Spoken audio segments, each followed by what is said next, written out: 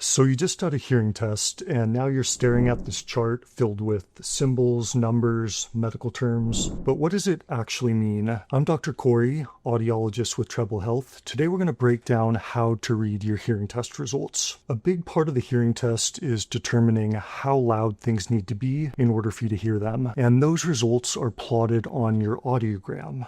I have an example here. Let's take a look. This is an audiogram. It's a graphical representation of your hearing abilities. The graph, it goes across from low pitch to high pitch and downwards by volume from soft to loud. So these marks, the lower down on the graph they are, the louder they had to be in order for you to hear them. As the marks go lower down on the graph, you go through different levels of hearing, from normal hearing on the top all the way down to profound hearing loss on the bottom. The red circles represent your right ear, the blue X's represent your left ear. Let's interpret these results together. So these marks here are for the low pitches and the mid pitch. As you can see, these are on the top of the graph in the normal range. So this person can hear those sounds at a really soft, normal volume. But as we get to these higher pitched sounds, you can see that they need to be louder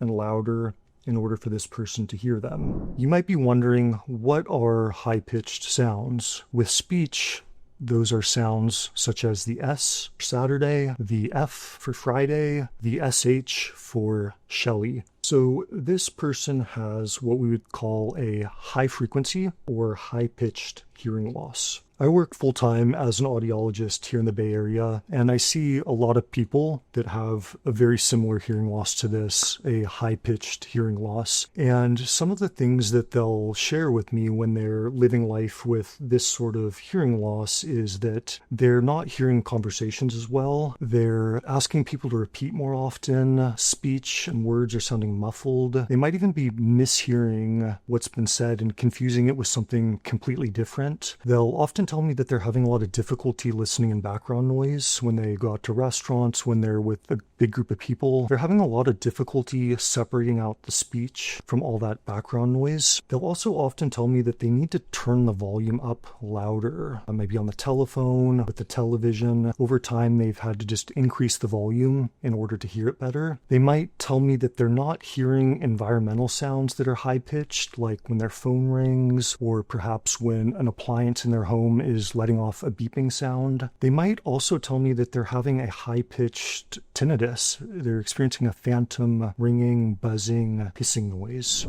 So the reason that the tinnitus is high-pitched is because they're not hearing these high-pitched sounds very well, so their brain isn't getting that incoming signal, and it's creating this phantom sound. For tinnitus patients that have a high-pitched tinnitus, it's very common for it to be in the high frequencies around the 4,000 to 6,000 hertz range. And you can see with this person, that's where they have their most significant hearing loss. It's in the moderately severe to severe range, so they're really deprived of those sounds. Hey guys, Dr. Ben here. I'm here with Dr. Cory Hillis. Hi everyone. And he is the newest audiologist on the Treble Health YouTube channel. Why did I choose him to make videos? It's because he specializes in hearing loss treatment, hearing aids, and works at a medical center here in California of helping patients every day with their hearing. I usually specialize in tinnitus, and as audiologists, we are now adding Dr. Cory on our team who can go deeper into the topics of hearing loss and hearing aids for you guys. So I'm really excited and want to announce that Dr. Cory will be on this channel more and more. So let's give him a virtual round of applause and show him some love. And we're super glad to have you here. Thank you so much, Dr. Ben. I am so glad to be here. All right, now let's get back to the video. When I see a patient with this type of hearing loss, the treatment I recommend is hearing aids, and I have some right here. The reason I'd recommend hearing aids is due to this high-pitched hearing loss, these hearing aids can be programmed to amplify those sounds. And what's that going to do for the patient? It's going to allow them to hear those high-pitched sounds better. So the speech that they're not hearing very well, that's going to be made louder and give them a much better chance at hearing them. That's going to lead to understanding speech better, not asking to repeat so often, and not mishearing what was said. Hearing aids can also help in background noise. They have really sophisticated technology and signal processing which can help separate out the speech from the background noise. I've also found that when patients begin wearing hearing aids, they no longer need to turn up the volume on the television as loud. What's also amazing with hearing aids is I have a lot of patients that have both hearing loss and tinnitus, and when they come back to follow up with me after getting their hearing aids, they might tell me that they're not noticing their tinnitus as much. They might even tell me that they're not noticing it at all when they're wearing their hearing aids. Hearing aids can actually be part of a very effective treatment management plan for tinnitus. How does a hearing aid actually work when it comes to this type of hearing loss? Well, as I mentioned, this person hears the low pitches and the mid pitch really well. So the hearing aid doesn't actually need to do anything for those sounds because the person's already hearing them really well. However, for these higher pitch sounds, it's going to boost those sounds. It's going to make them louder.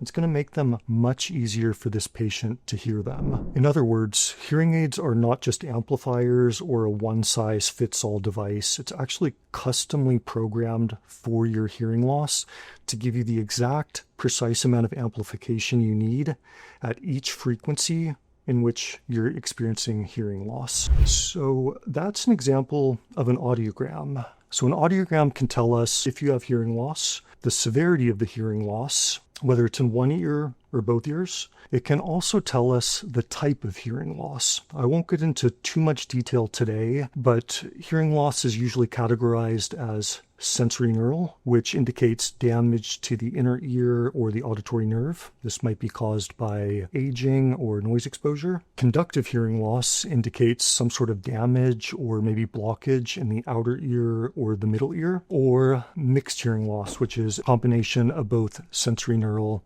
and conductive hearing loss. In addition to determining how loud sounds need to be in order for you to hear them, a hearing test will usually also include speech testing. One of the common tests for that is called word recognition. And in this test, you listen to words and you repeat them back. The words are presented in a quiet situation and they're presented loud enough so you can hear them because we want to see how well can you understand them. You'll be scored on a percentage based on the words you get correct. If you scored a high percentage, that means that you can hear sound and speech very clearly. However, if your percentage is low, that means even when the words are loud enough, you still have difficulty understanding them. It's as though there's some distortion in your ear and your auditory pathway. You might also have a speech test in background noise. This is going to mimic a real-world situation such as being in a group of people or in a noisy restaurant. During this test, you might be asked to listen to a sentence and repeat it back. Meanwhile, there's a bunch of background noise that gets louder and louder as the test goes on. Hearing test results can look complicated, but once you understand the basics, they can give you a real clear picture of your hearing abilities. I hope you found this video helpful. Thanks for joining me today. Looking forward to seeing you in the next video.